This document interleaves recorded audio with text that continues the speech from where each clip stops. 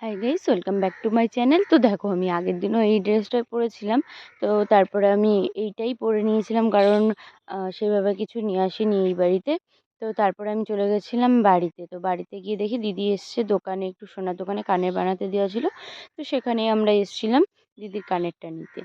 তারপরে কানেরটা নিয়ে দিদির মতো চলে গেছিলো বাড়িতে। তারপর আমি বাড়িতে চলে এসেছিলাম ভাইয়ের থেকে মেহেন্দি পরবো বলে, তাই।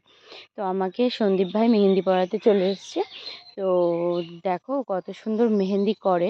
তো তারপরে আমি ওখান থেকে মেহেন্দি করে আমি একটু নিচে চলে গেছিলাম। তো ক্যামেরাটা সেভাবে ধরা হয়নি, খেয়াল ছিল না।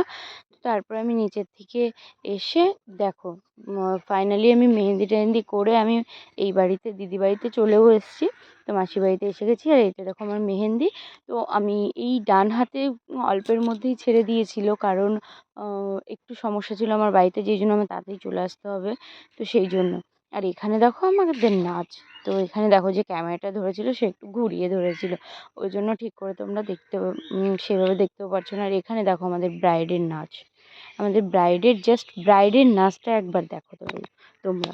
তো মানে ও আর আমি পুজোর সময় কোনো কথা হবে না, আমরা দুজনে খুব মানে আমাদের সেরা জুটি নাচের বলতে পারো। তো এখানে দেখো আমার দাদাও নাচ করছিল। তো এটা ছিল আমার মাসির মেয়ের বিয়ে। তো এখানে নাচ দেখো, কারোর নাচ বন্ধ হচ্ছে না। এখানে তো আমাকে দেখো পেছনে, আমি তো একেবারে ধুমধারাক্কা ধুমধারাক্কা ঘুরেই গেল, মাটি মনে হয় বসেই গেল নাচতে নাচতে।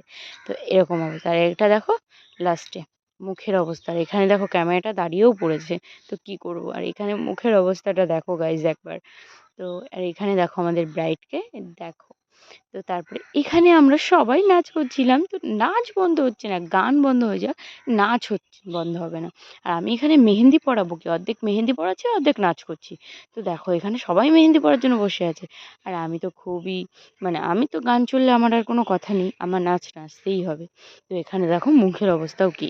ভিডিওটা এই পর্যন্ত, ভালো লাগলে লাইক কমেন্ট শেয়ার সাবস্ক্রাইব।